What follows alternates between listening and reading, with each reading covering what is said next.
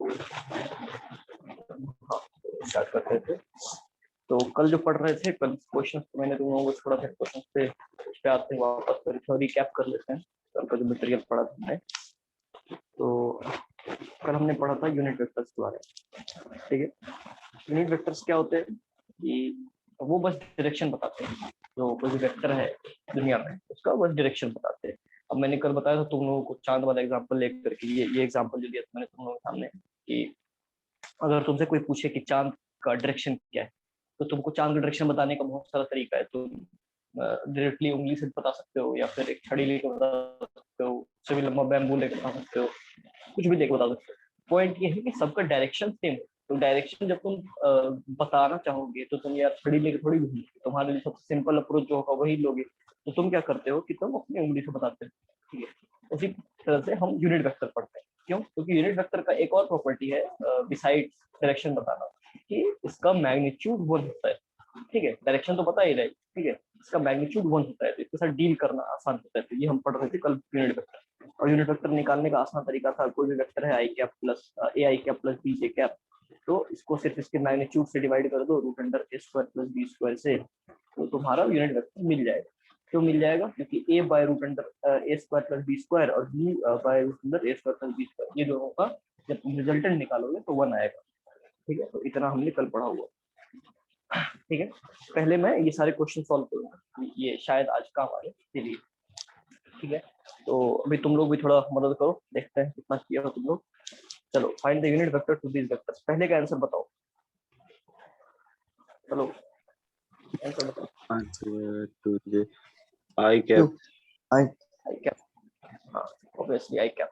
कल ही बताया था ना मैंने कि लाइक इसका डायरेक्शन क्या है, टू इसका direction times x axis two times I exactly I cap. Cap. चलो बहुत सिंपल। दूसरे का बताओ, 2i प्लस 4j का, आसान है।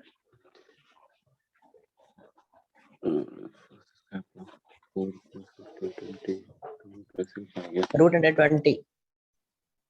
हाँ चलो बहुत सही, 2i plus 4j bye root under 20, ये हो गया यूनिट वेक्टर। हाँ सबको समझ में आ रहा है ना? आदित्य, सॉरी आशीष और आनंद, हाँ भैया। बोला करो भाई। चलो बताओ बताओ, आनंद बताओ मुझे तीसरे का यूनिट वेक्टर, आनंद बताओ। मैं कल पूरा क्लास नहीं किए थे, लास्ट में अच्छा हाँ हाँ, चलो सीख लो। और आशीष हाँ भैया। बताओ बताओ तीसरे का यूनिट वेक्टर बताओ। यार 3 नंबर नहीं, ये था ना लास्ट 4 के। बाकी लोग नहीं होने अब बात ही नहीं, आसान है। 2i plus 3j plus 4k हो गया ना। और इसका इसका मैग्नीट्यूड बस निकालना है, तो root under 2 square plus 3 square plus 4 square हो गया आंसर। बस यही हो गया, कुछ मतलब जो भी आएगा इसका, ठीक है। चलो बाकी सब तो एक ही जैसा है ना, बस आई और जे है, तो बस उसी को बताना है। 1/√3 आई कैप, अच्छा कैप, ठीक है। 1/√3 आई कैप प्लस जे कैप, इसका क्या होगा? दिस 2/3 रूट अंडर 1/3 प्लस 1 यानी कि 4/3, 2/√3 यानी कि 1/√3 आई कैप प्लस जे कैप इनटू √3/2 इनटू √3/2, राइट। नीचे में 2/√3 आएगा ना, तो ऊपर जाएगा तो उल्टा हो जाएगा। तो ये क्या हो जाएगा? आई प्लस जे √3/2, इसको यूनिट वेक्टर हो गया, सिंपल है, ठीक है। और इसी तरीके से बाकी सारा है, ठीक है। मुझे बस 6 7 8, चलो 4 नंबर हो गया, 5वें का देख लो जल्दी से। √3/2 आई कैप प्लस 1/2 जे कैप, ये इंटरेस्टिंगली खुद एक यूनिट वेक्टर है, मगर गौर करोगे इन दोनों का स्क्वायर ऐड करोगे तो तुम्हारा 1 आई होगा 1 आएगा। 3/2 का स्क्वायर क्या होगा? बस वही हो जाएगा भाई। 3/1 आएगा, तो बस तुम 1 से डिवाइड करोगे, यही हो जाएगा। भाई पिछले वाला क्वेश्चन में सिर्फ आई किससे आ गया? क्या कौन से 1/√3 को √3/2 से मल्टीप्लाई करने पे, ओह सॉरी सॉरी, बाय 2 भी होगा 1/2। हाँ सॉरी, हाँ हाँ ऑब्वियसली फिर तो यूनिट वेक्टर होगा ही नहीं, ठीक है। मेरा वीडियो कहीं पर भी गड़बड़ हो जाए तो बता देना। ठीक है भैया। हाँ ये हो गया, उसके बाद क्या कहा आपने? हाँ ये हो गया, उसके बाद नेक्स्ट क्वेश्चन था अपना 60 degree cos 60 degree I cap plus sin 60 degree J cap, simple है। इसका क्या हो जाएगा यूनिट वेक्टर? तो दिस बताओ, प्लस 1 आ जाएगा, वो रूट अंडर 1 किसका वन आ इसका इसका वही हो cos 60 जाएगा, plus sin 60 60 आई यही के होगा। प्लस वही आ गया। सेम आ हाँ बस जाएगा। बस बस बस इंटरेस्टिंग बात वही है कि cos theta plus sin theta जब भी होगा ना, cos थीटा इसका आई ही कैप वही प्लस sin थीटा जे कैप जब भी होगा, हाँ, लाइक हाँ ऑब्वियसली जब तुम इसका मैग्नीट्यूड निकालोगे तो cos तो square root theta under plus sin हो स्क्वायर जाएगा। थीटा हाँ, 1 ही होगा ना। तो हाँ, ये हमेशा एक ये cos थीटा आई कैप प्लस sin थीटा जे कैप हमेशा एक यूनिट वेक्टर होगा, ये पता चल गया सबको। हाँ, ऑलराइट, और r टाइम जो था उसका क्या हो जाएगा, तो r बाहर निकल जाएगा, फिर यहीं बच जाएगा R cos बाहर थीटा आई कैप वही। sin थीटा जे जाएगा। लेकिन इसका यूनिट वेक्टर क्या होगा, बाय r करोगे 1 यूनिट R वेक्टर फिर वही हो जाएगा cos थीटा आई कैप प्लस sin थीटा जे कैप। ओ समझ में आई ये चीज? हाँ भैया। बढ़िया बात। तो यहाँ तक क्लियर है सबका? आशीष तुम लोग यार बोल नहीं रहे हो हाँ क्या? भैया, हाँ हाँ भैया। हाँ भैया। तो आज हम एक दूसरा चीज पढ़ेंगे, ठीक है? ये इंटरेस्टिंग है, लाइक बहुत ही इंटरेस्टिंग चीज लगता है मुझे, और ऐसे शायद तुम लोगों को पढ़ाएगा नहीं। पढ़ेंगे एंगल बिटवीन टू वेक्टर्स, ठीक है? एंगल बिटवीन टू वेक्टर्स, ठीक है? इसको पढ़ने से पहले मैं तुम लोगों को एक चीज बताना चाहता हूँ। देखो, vectors are invariant to parallel motion। Parallel, इसका मतलब समझो ध्यान से कि कोई भी वेक्टर है, अगर तुम्हारा ये वेक्टर, ठीक है, इसको इसको तुम अगर ये shift पैरेलल में शिफ्ट कर देते हो, इसके पैरेलल में कहीं पर भी शिफ्ट कर देते हो, आगे पीछे पैरेलल में, ठीक है, तो ये जो है ना वेक्टर, ये सेम रहेगा, इसको हम लोग वही वेक्टर बोलेंगे। यानी कि अगर ये ए वेक्टर है तो यहाँ पर भी अगर मैं सेम, मतलब इसको यहाँ से उठा के यहाँ पर रख दूंगा तब भी इसको ए वेक्टर ही बोलेंगे। बट अगर मैं इसको इसे घुमा देता हूँ तब ये ए वेक्टर नहीं होगा, तब कुछ और बी वेक्टर बन जाएगा, ठीक है? ये डिफरेंस समझना बस। पैरेलल शिफ्टिंग, हाँ पैरेलल पैरेलल शिफ्टिंग शिफ्टिंग में में पैरेलल, हाँ पैरेलल मोशन में ये इनवेरिएंट होता है वेक्टर, ठीक है? बट इसका ये मतलब नहीं है कि तुम पैरेलल शिफ्ट कर सकते हो, लाइक वेक्टर का इफेक्ट चेंज नहीं होगा। होगा क्यों? मान लो कि तुम्हारे पास एक छड़ी है, मैं कल ही बता रहा था, तुमने एक फोर्स लगाया है इधर, ठीक है, तुमने फोर्स लगाया तो छड़ी चल रहा है। अब अगर मैं इस फोर्स को शिफ्ट करके यहाँ पे डाल दूं तो मोशन कुछ और हो जाएगा ना छड़ी का, मोशन तो कुछ और हो जाएगा ना छड़ी का।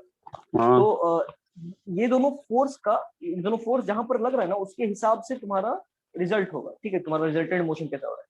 बट ये दोनों फोर्स सेम है, इन दोनों फोर्स को हम सेम बोलते हैं, ठीक है? इन दोनों फोर्स को हम सेम बोलते हैं। जब भी मैं बोलूँ 2 न्यूटन टुवर्ड्स नॉर्थ, तो दुनिया में कहीं पर भी तुम 2 न्यूटन नॉर्थ बनाओगे तो वो सारा फोर्स सेम होगा, ठीक है? तो बहुत बढ़िया, ये चीज क्लियर हो गया। आगे बढ़ते हैं, अभी हमको निकालेंगे एंगल बिटवीन टू वेक्टर्स।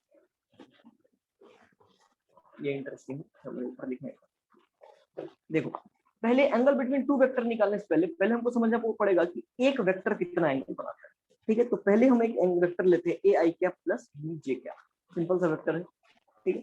इसको तुम प्लॉट करोगे तो तुम्हारा ऐसा आएगा, where this is A and this is B. Alright, simple सा फोटो। तो मैं तुमसे सिंपल सवाल पूछ रहा हूँ कि ये एंगल कितना हो, कौन बताएगा?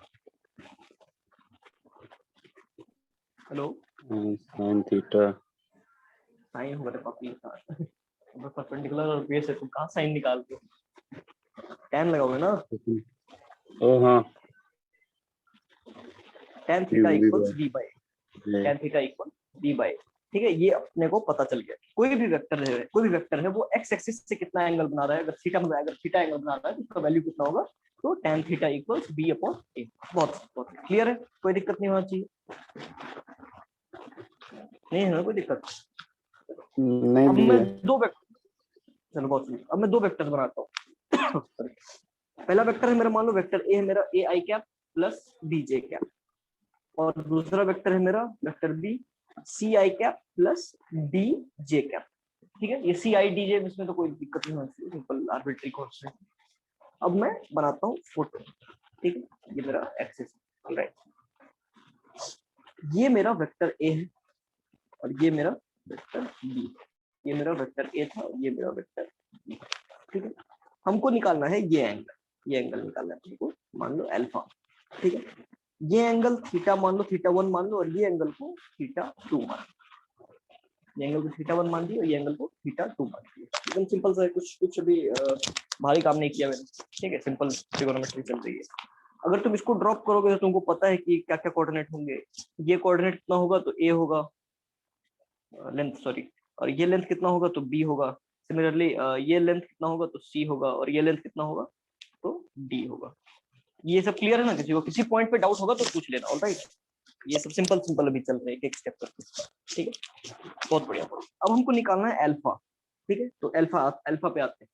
अल्फा को हम क्या लिख सकते हैं? थीटा 2 माइनस थीटा 1 तो लिख सकते हैं, सिंपल, देखने से पता चल रहा है ना। अल्फा क्या है? ये एंगल अब माइनस ये एंगल बचा अपना, ये एंगल, ठीक है। अल्फा को लिख दिया हम थीटा 2 माइनस थीटा 1। बहुत। अब हमको अल्फा निकालना है, तो डायरेक्टली अल्फा निकालने हमको आता है नहीं यार, कुछ दिमाग लगाएंगे। दिमाग क्या लगाते हैं? tan लगा देते हैं। क्यों tan लगा रहे हैं? क्योंकि हमको थीटा 1 और थीटा 2 दोनों का tan का वैल्यू पता है।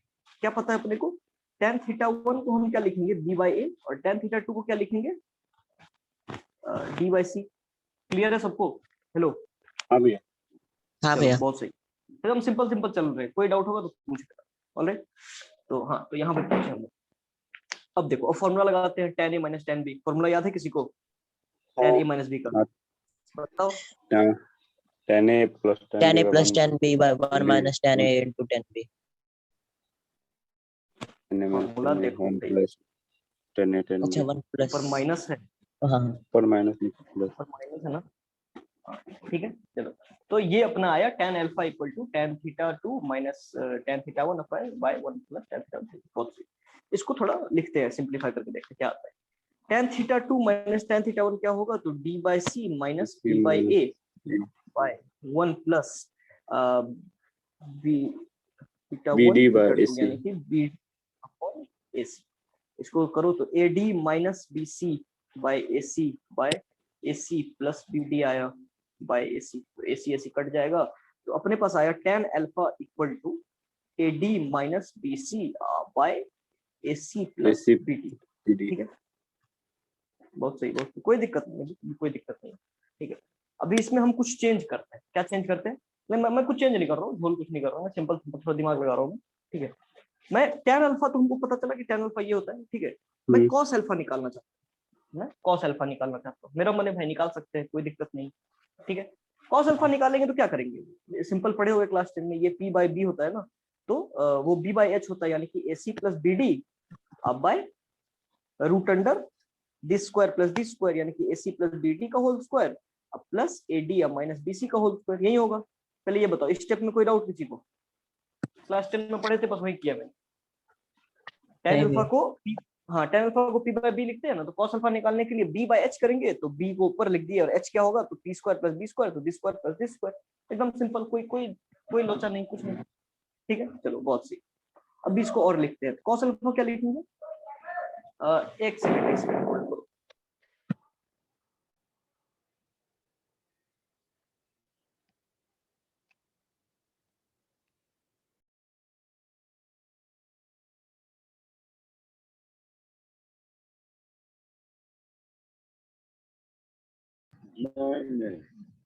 हेलो भैया, हेलो हेलो हेलो सुनिए, हेलो। हम लोग अधिक खत्म हो गए नेट में, क्या हुआ? अरे भैया गए काम से कुछ।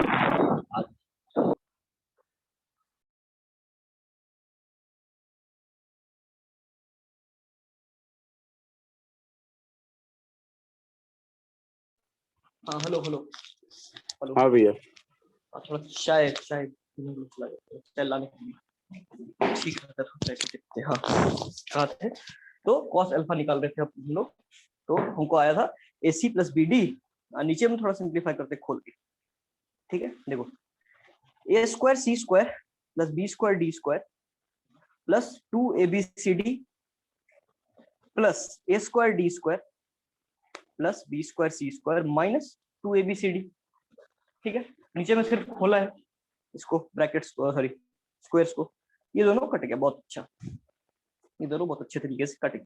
चलो अभी देखो, इसको क्या लिख सकते हैं? ac plus B D. नीचे में देखो, थोड़ा कॉमन वॉमन लोगे ना तो तुमको बड़ा अच्छा चीज दिखेगा।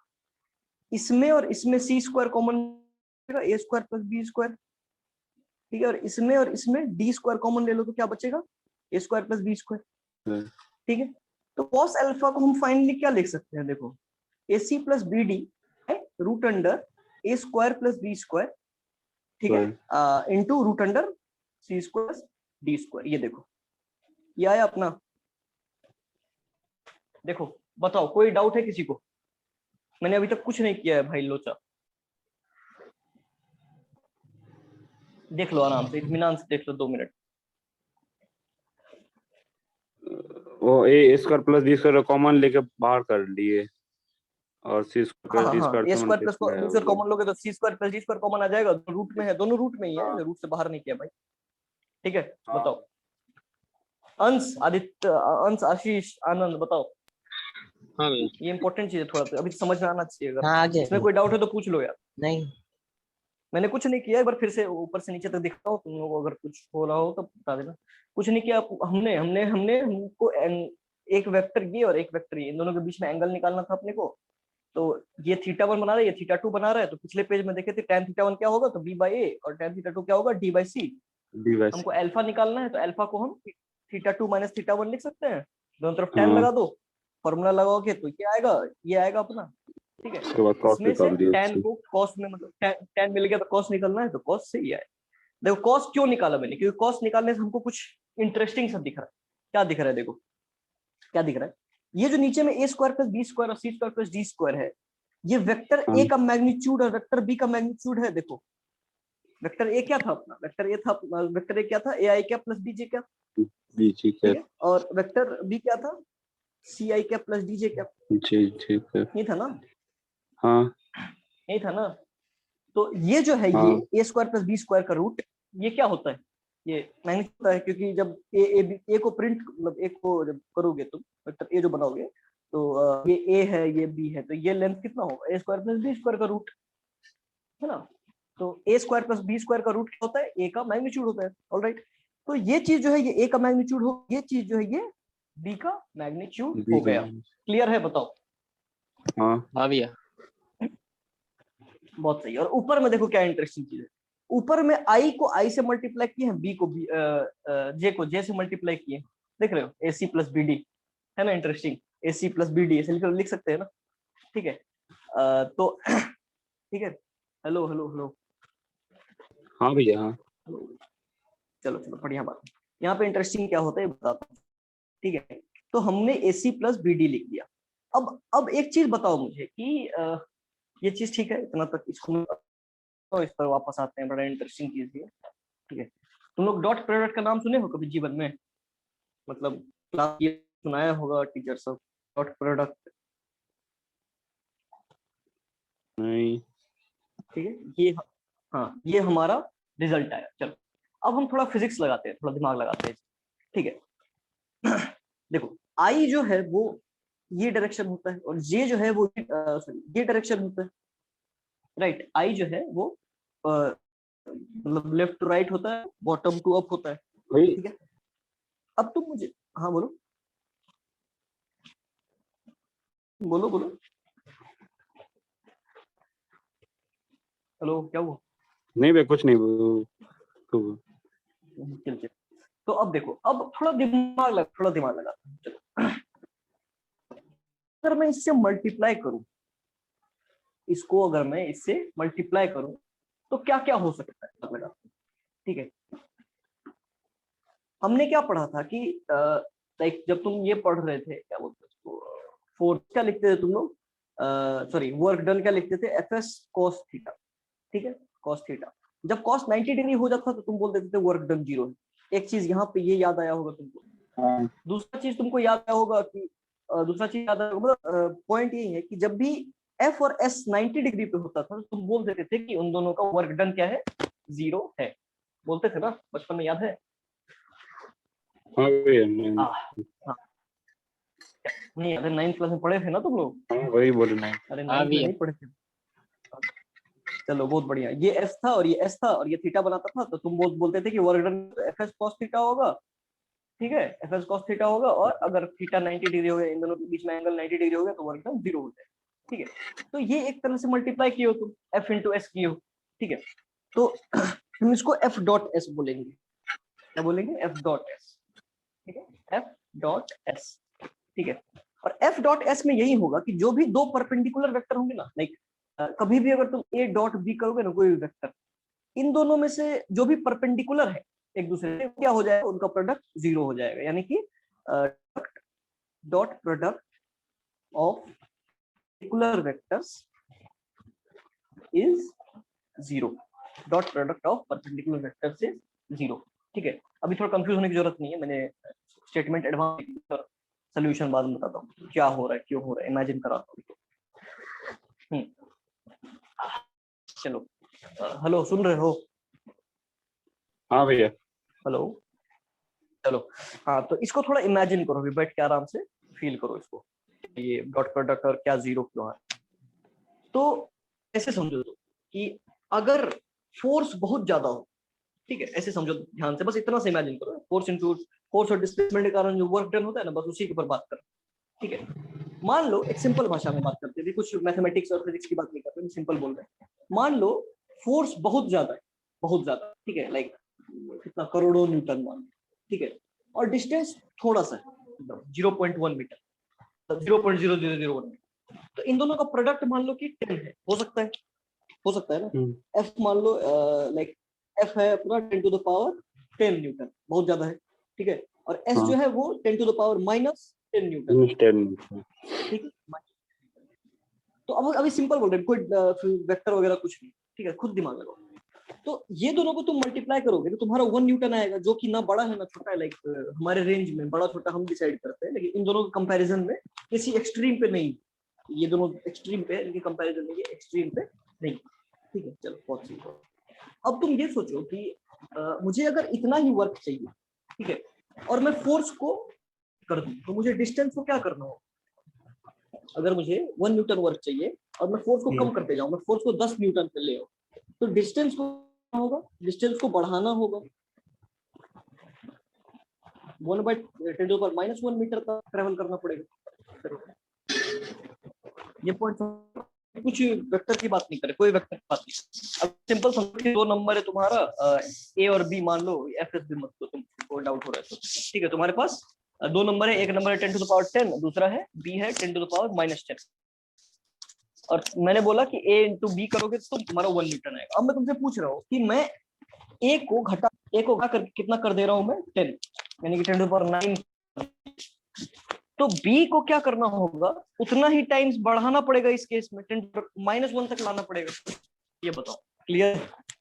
अगर मुझे इतना ही प्रोडक्ट चाहिए, बहुत ठीक है। तो अभी तुमको एक रिलेशन दिख रहा होगा कि जब भी कुछ इस टाइप का रिलेशन तुमको दिख रहा होगा, कुछ इस टाइप का रिलेशन, जब फोर्स ए, ठीक है, तो डिस्टेंस कम होगा, लाइक अगर ए बी है, अगर तुम ए को बढ़ाते हो, ठीक है, ए को बढ़ाने के लिए तुमको इधर जाना पड़ेगा, ठीक है।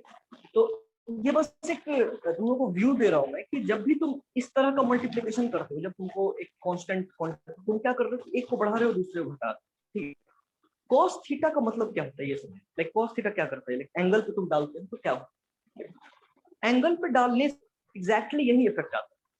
ध्यान से क्या बोले, तुम अगर दो क्वांटिटीज है, ठीक है, दो क्वांटिटीज है और तुम सिंप्लीफिकेशन कर रहे हो, यानी कि दोनों एक ही डायरेक्शन में, 1 2 1 3, तो ये कितना यील्ड करेगा तुम्हें, 6, है ना, एक ही डायरेक्शन मान लो, ठीक है, बहुत सही, हाँ एकदम कोई दिक्कत नहीं है।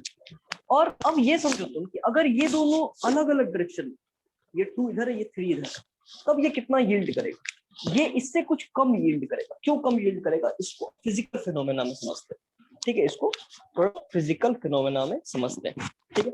चलो, अब ये मैं बोलता हूँ कि 2 मीटर है और ये 3 मीटर, ये कितना है, 2 मीटर है और ये 3 मीटर है।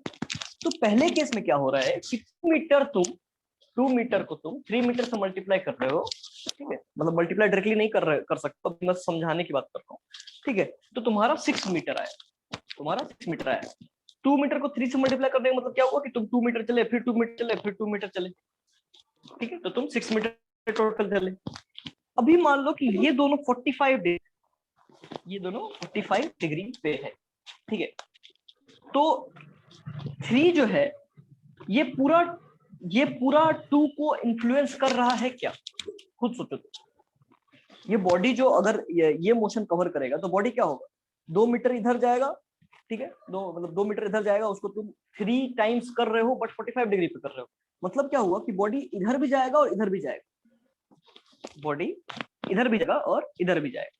इसको थोड़ा और रियल वर्ल्ड में समझाने की कोशिश करता हूँ अगर मैं, तो मान लो मेरा एक बॉडी है, ठीक है, इस पर मैं एक फोर्स इधर लगा रहा हूँ मैं, ठीक है, और एक फोर्स इधर लगा रहा हूँ, ठीक है, एक फोर्स इधर लगा रहा हूँ और एक फोर्स इधर लगा रहा हूँ, देखो, ठीक है, F1 और F2। एक केस में मैं दोनों फोर्स इधर ही लगा रहा हूँ, F1 भी इधर लगा रहा हूँ और F2 भी इधर लगा रहा हूँ। तो देखो इस केस में क्या होगा कि बॉडी टोटल इधर जाएगा और नेट एक्सेलरेशन बॉडी का कितना होगा, तो F1 + F2 / m, ये बॉडी का नेट एक्सेलरेशन होगा, ठीक है, विदाउट एनी डाउट। इसमें तो कोई डाउट नहीं होना चाहिए, एकदम आसान सा कॉन्सेप्ट है, ठीक है। और इस केस में अगर तुम देखो तो क्या होगा, लाइक इस फोर्स के कारण तो बॉडी इधर जा ही रहा है, ठीक है, इस वाले F1 के कारण तो बॉडी राइट में जा ही रहा है, और F2 के कारण बॉडी, तुम खुद सोचो ना, बॉडी जाएगा किधर F2 के कारण, F2 के कारण तो बॉडी यहाँ पर जाएगा ना, लाइक F2 उधर लग रहा है ना, F2 उधर लग रहा है ना, तो ये बॉडी F2 के कारण यहाँ पे गया और F1 के कारण यहाँ पे गया, तो बॉडी नेट क्या डिस्टेंस कवर किया ये बताओ, हेलो, ये बॉडी नेट मतलब पाथ कवर किया। पाथ में, इस पाथ में स्पेशल क्या है, ये देखो इस पाथ में स्पेशल क्या है कि ये पाथ जो है यार, लाइक एक्सेलरेशन, एक्चुअली जाने की बात नहीं कर रहा हूँ, क्या क्या बोल रहा हूँ, इस पॉइंट पे कंफ्यूजन हो सकता है। लाइक देखो बॉडी इस डायरेक्शन टू F2 और बॉडी इस डायरेक्शन में एक्सेलरेट किया ड्यू टू F1, तो नेट एक्सेलरेशन का डायरेक्शन ये हुआ, नेट एक्सेलरेशन का डायरेक्शन ये हुआ। बट एक चीज ध्यान दो कि अगर F1 करता, अगर सिर्फ F1 काम करता तो F1 तो इसको यहीं तक ले जा पाता ना भाई, F1 इसको यहीं तक मतलब इतना ही एक्सेलरेट करा पाता इस डायरेक्शन में, ठीक है। F2 जो है इसने के कारण ये बॉडी थोड़ा ज्यादा एक्सेलरेट हुआ इन द एक्स डायरेक्शन में थोड़ा ज्यादा एक्सेलरेट हुआ। मुझे लग रहा है मैं भी तुम लोगों को कंफ्यूज कर रहा हूँ, तो मैं एक एग्जांपल तुम लोगों को और देता हूँ, ठीक है, इसी से रिलेटेड। हम लोग कहाँ थे, ACBD पे चल रहे थे ना। हाँ, ये चलो डिस्प्लेसमेंट से लेते हैं, सिंपलेस्ट है वो, डिस्प्लेसमेंट से लेते हैं, ठीक है, फिर वापस फोर्स पे आएंगे, ठीक है। एक्चुअली यहाँ पे नेटवर्क बैंडविड्थ इसका भी लो आ रहा है, मैं इसलिए परेशान हो रहा हूँ। मेरा वीडियो क्लियर है तुम लोगों को? ठीक है, क्लियर। हाँ, तो हम लोग डिस्प्लेसमेंट पे थे। अब अभी देखो डिस्प्लेसमेंट क्या बोलना चाह रहा हूँ। एक बॉडी है, ये 2 डिस्प्लेसमेंट कवर करता है, ये 2 डिस्प्लेसमेंट कवर करता है, कौन कौन? एक 2 मीटर इधर और एक 3 मीटर इधर, एक केस में, और दूसरे केस में 2 मीटर इधर और 3 मीटर इधर, ठीक है। ये सिंपल लैंग्वेज में समझो। और मुझे पता नहीं यार इसका क्यों बैंडविड्थ इतना लो आ रहा है।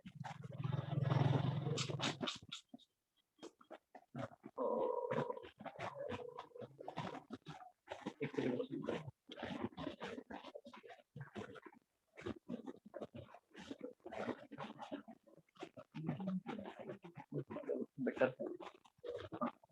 तो डिस्प्लेसमेंट की बात कर रहे थे, ठीक है। एक बॉडी है वो 2 तरह का डिस्प्लेसमेंट कवर करता है, एक 2 metre right and 3 metre to some angle, और एक 2 मीटर इधर और 3 मीटर फिर इधर। पहले इस केस में देखो, इस केस में बॉडी टोटल कितना डिस्टेंस जाएगा? पहले 2 मीटर कवर किया इसके कारण, और फिर इसके कारण 3 मीटर कवर किया, तो टोटल डिस्टेंस कितना कवर किया? 5 मीटर। एकदम सिंपल है, ठीक है। इस केस में देखो, इस केस में क्या होगा, इस केस में बॉडी इसके कारण कितना आगे गया? 2 मीटर आगे गया। लाइक अगर इसको ओरिजिन ऐसे करके XY एक्सिस बना दो इसको, ठीक है, तो अगर ये XY एक्सिस था तो बॉडी इस फोर्स के कारण कहां पे गया? 2 पे गया, है ना। इस फोर्स के कारण कहां पे गया? 2 पे गया। और ये जो 3 है, ये जो 3 है मीटर, ठीक है, ये बॉडी को यहाँ पे लेके चला गया, ये बॉडी को यहाँ पे लेके चला गया, ठीक है। ये डिस्टेंस कितना हो गया? 3 मीटर हो, ठीक है। अब एक चीज तुम लोग पढ़े होंगे कि जब जो हाइपोटेनियस होता है वो बेस और परपेंडिकुलर दोनों से बड़ा होता है, हमेशा पढ़े हो ना, ऑब्वियसली। तो इसका अगर तुम ये निकालते हो, ये डिस्टेंस, तो ये डिस्टेंस जो है यहाँ से यहाँ तक, ठीक है, दिस डिस्टेंस, ये डिस्टेंस तो हमेशा 3 से छोटा ही होगा ना, ऑलवेज लेस देन 3 होगा, ठीक है। तो मान लेते हैं कि 2.5 हो गया ये डिस्टेंस। ये डिस्टेंस कितना हुआ? 2.5 हो गया। तो अभी देखो, तो अभी body net distance x axis में कितना ट्रेवल किया? 4.5 मीटर। 4.5 मीटर। तो अभी देखो फोर्स तो सेम लग रहा था इसमें, दोनों केस में, है ना, हाँ। डिस्प्लेसमेंट तो मतलब डिस्प्लेसमेंट का मैग्नीट्यूड तो सेम था, बट किस डायरेक्शंस में वो बॉडी को डिस्प्लेस किया गया है इस पर डिपेंड करेगा कि बॉडी का एक्स एक्सिस में दूसरे वाले डिस्प्लेसमेंट का कितना हाथ होगा। ओके, हाँ, कहने का मतलब ये था मेरा कि 3 मीटर का, लाइक 2 मीटर तो टोटली मैं बोल रहा हूँ कि एक्स एक्सिस में, तो तुमने बोला कि टोटल जितना भी एक्स एक्सिस में 2 मीटर का वो 2 मीटर को डिस्प्लेस करेगा बॉडी, ठीक है। बट जो 3 मीटर वाला है ना, 3 मीटर वाला डिस्प्लेसमेंट, सवाल ये था कि 3 मीटर वाला डिस्प्लेसमेंट बॉडी को कितना एक्स एक्सिस में डिस्प्लेस करना है, ठीक है। तो वो जितना डिस्प्लेस करे, कितना डिस्प्लेस करेगा वो इस एंगल पे डिपेंड करेगा, वो कितना हाँ। डिस्प्लेस करेगा बॉडी को वो इस एंगल पे डिपेंड करेगा। क्यों? 2-3 केस देख लो तुम। पहला केस क्या था अपना? पहला केस तो यही था कि दोनों कोलिनियर था, ठीक है, 2 और 3, यानी कि 2 भी उधर ही था, 3 भी इधर था, यानी कि एक्स एक्सिस के साथ एंगल कितना बना था? 0 डिग्री। जब 0 डिग्री बना रहा है तो पूरा फुल 100% 3 मीटर का पार्ट एक्स एक्सिस में डिस्प्लेसमेंट कराया। 3 मीटर का 100% ये हाथ था अपना, पूरा झोंक दिया 3 मीटर खुद को डिस्प्लेस कराने में राइट की तरफ। ऑलराइट, क्लियर है? हाँ। चलो, बहुत सही, बहुत सही, ठीक है। अभी मान लो कि लाइक अभी मैं एक एंगल लेता हूँ 60 डिग्री, ठीक है, मैं एक एंगल लेता हूँ 60 डिग्री। तो 60 डिग्री पे देखो क्या होगा, ठीक है। ये अपना मान लो एक्स एक्सिस था, ये 2 मीटर कवर किया यहाँ तक बॉडी ने, इसके बाद 3 मीटर ये डिस्टेंस कवर किया, कितने पे? 60 डिग्री पे। समझे बात को? तो ये डिस्टेंस कितना होगा? ये कितना होगा? 3 cos 60 डिग्री, ये वाला डिस्टेंस, लाइक cos थीटा निकालोगे, इसको x मान लो, cos 60 डिग्री निकालोगे तो क्या होगा? x/3, x कितना हो जाएगा?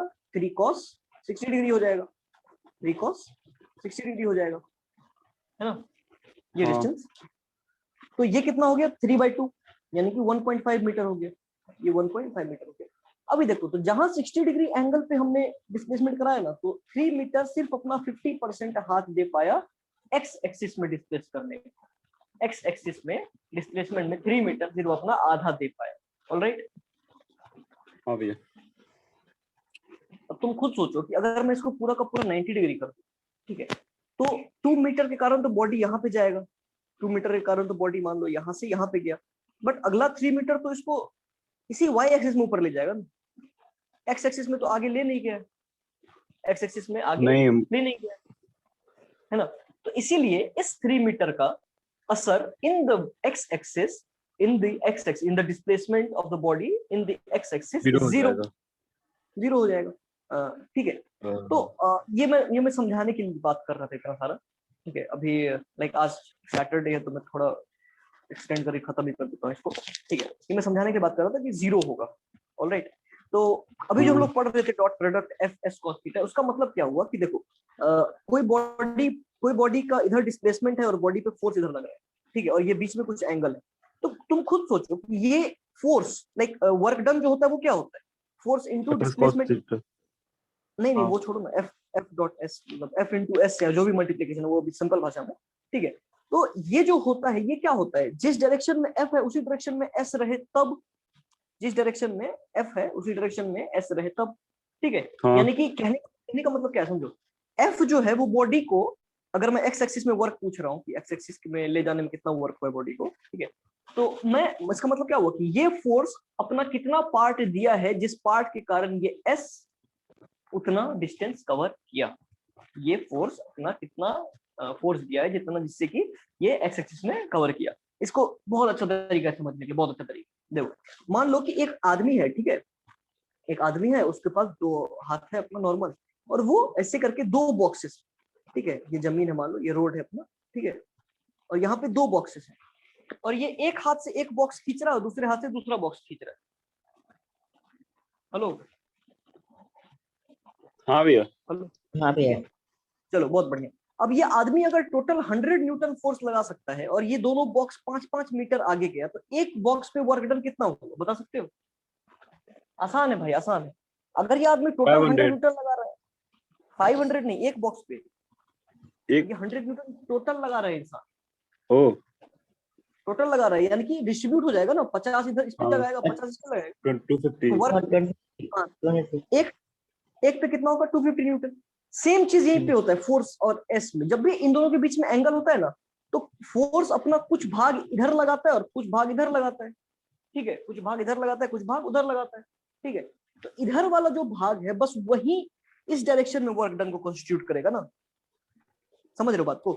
ये फोर्स इधर डिस्प्लेसमेंट कर ही नहीं पा रहा है ना, ये फोर्स इधर डिस्प्लेस ही नहीं कर पा रहा है, तो वर्क डन ही नहीं होगा, लॉजिकली वर्क डन नहीं होगा, ठीक है। तो फोर्स का जितना हिस्सा इस तरफ वर्क करा रहा है बस उस हिस्से को हम कंसीडर करते हैं, ठीक है। और फोर्स का कितना हिस्सा इधर वर्क कराता है तो वो एफ कॉस थीटा कराता है वर्क, इतना हिस्सा कराता है, इसलिए हम लोग एफ एस कॉस थीटा बोल देते हैं। अब ये हम लोग इतना पढ़ क्यों रहे थे, ठीक है। हमारा अपना मेन फोकस था ये इस पॉइंट पे, ठीक है, cos alpha is equal to AC plus BD और A magnitude of A into magnitude of B। इस पर वापस आते हैं हम लोग, ठीक है। हमने क्या बोला, cos alpha is equal to AC plus BD by magnitude of A into magnitude of B, where vector A is AI plus BJ and vector B is equal to CI plus BJ। चलो ये दोनों देखो कि अगर मैं यहाँ पे इस AC प्लस BD को ऐसे लिख सकता हूं मैं क्या, vector A into vector B। अभी मैं इंटू बोल रहा हूँ, इसको इंटू नहीं बोलेंगे हम, क्यों नहीं बोलेंगे वो बाद में बताता हूँ, ठीक है। दो तरह का मल्टीप्लिकेशन कर सकते हैं। क्यों मैं ऐसे बोल पा रहा हूँ, क्योंकि जब इसको तुम मल्टीप्लाई करोगे, देखो AI प्लस BJ, ठीक है, into CI plus DJ, into बोल रहा हूँ फिर से मैं, इंटू नहीं है डॉट है, मैं डॉट बोलूंगा इसके बाद, ठीक है, bye magnitude of A plus into magnitude of B। अभी देखो इसको डॉट करो तो क्या होगा, सबको सबसे डॉट करोगे तो AC कॉमन ले लिया और I डॉट I हो गया, प्लस AD कॉमन ले लिया I डॉट J हो गया, प्लस BC कॉमन ले लिए J डॉट I हो गया, और उसके बाद BD कॉमन ले लिए और J डॉट J हो गया, और नीचे में A का मैग्नीट्यूड इनटू B का मैग्नीट्यूड। ये क्लियर है, बताओ। हेलो हेलो हेलो, इसको इस पर नहीं बोल रहा हूँ, मैं बोल रहा हूँ एक अलग से क्वांटिटी मैंने बताया तुम लोगों को कि A डॉट B मैं ऐसे बोलता हूँ कि इसको डॉट लिख दो कुछ, ठीक है। अब डॉट को खोलोगे तुम तो नॉर्मल अपना तुम्हारा खुला। अभी देखो ध्यान से क्या इंटरेस्टिंग चीज है, I और J को जब तुम मल्टीप्लाई करोगे, डॉट कर रहे हैं अभी समझने के लिए सोचो, जब मल्टीप्लाई करोगे तो I अलग डायरेक्शन में है और J उसके परपेंडिकुलर डायरेक्शन में, I अलग डायरेक्शन में, J उसके परपेंडिकुलर डायरेक्शन में, तो I का हाथ J में तो कुछ लगेगा ही नहीं ना, समझ रहे हो बात को। I का कोई भी हिस्सा J में तो जाएगा ही नहीं भाई, क्योंकि उसके परपेंडिकुलर है J, ठीक है। I में कुछ भी करोगे J को उससे फर्क नहीं पड़ेगा, समझ रहे हो बात को। हेलो, क्या हुआ, कंफ्यूज हो गया क्या थोड़ा?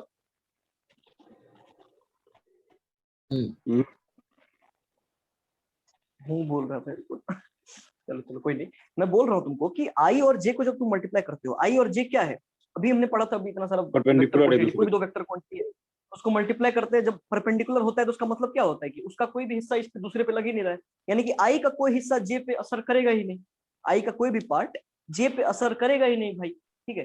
तुम I में 2 मीटर चल गए, तुम खुद सोचो ना कि I में तुम 2 मीटर चल गए तो J में कितना चले, बताओ। कुछ भी नहीं, कुछ नहीं चले ना, कुछ भी नहीं चले ना, I J में कोई रिलेशन नहीं, हमको दिख रहा है सामने से। तो I इंटू J जब भी करेंगे तो इसको सिंपली I डॉट J को सिंपली 0 बोल दूं मैं आराम से, हाँ। ये I का कोई असर J पर है ही नहीं, ठीक है। तो मेरा I डॉट J 0 हो गया, J डॉट I 0 हो गया, दोनों परपेंडिकुलर है।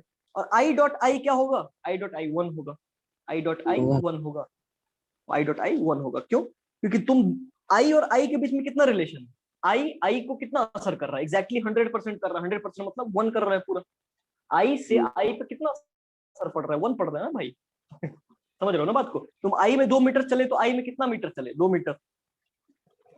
रिकर्सिव क्वेश्चन है ना। I को 100% इफेक्ट कर रहा है, इसलिए I डॉट I क्या हो जाएगा, 1 हो जाएगा। तो इसको AC लिख सकते हैं डायरेक्टली और इसको BD लिख सकते हैं, bye magnitude of A into magnitude of B, ठीक है। और ये अपना क्या हो गया, cos अल्फा हो गया, ये अपना क्या हो गया, cos अल्फा हो गया। और ये हमारा, इसको हम लोग कहाँ से लाए हैं, तो यहाँ से लाए हैं, ठीक है, इसको हम लोग यहाँ से लाए हैं। तो हम इसको फाइनली ये लिख सकते हैं कि vector A dot vector B by magnitude of vector A into magnitude of vector B is equal to cos alpha, ठीक है। इसी तरह से डॉट प्रोडक्ट, ठीक है। मैं इस पर एक क्लास और लूंगा, तो अगर तुम लोगों को डाउट है तो कोई इशू नहीं है। डॉट प्रोडक्ट्स और क्रॉस प्रोडक्ट में दोनों पे बढ़िया से सिखाना चाहता हूँ मैं, ठीक है। वेक्टर में ज्यादा कुछ है नहीं, नॉर्मल सा चैप्टर ये, ठीक है। उसमें यही एक दो चीज है जिसका कॉन्सेप्ट समझना होता है, ठीक है। फॉर्मूला मैं बता दूंगा A dot B is equal to AB cos theta, but उसमें मजा नहीं है, समझना चाहिए, ठीक है।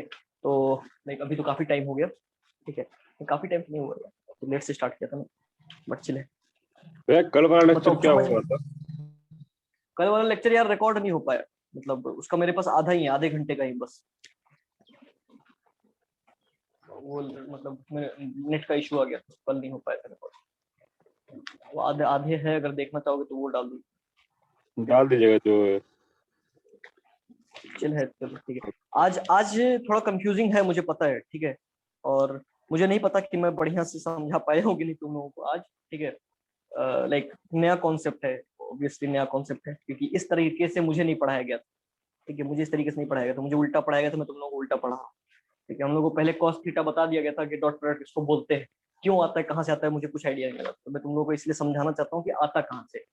रिकैप करना चाहोगे तो एक बार बस वही है कि यहाँ से स्टार्ट करोगे रिकैप्चुलेशन, ठीक है, कि तुम्हारा ये वेक्टर था, दोनों के बीच में तुमको एंगल निकालना था, तो ये कॉस अल्फा कितना आया था अपने पास, सॉल्व करके ये आया था AC plus BD by magnitude of vector A into magnitude of vector B.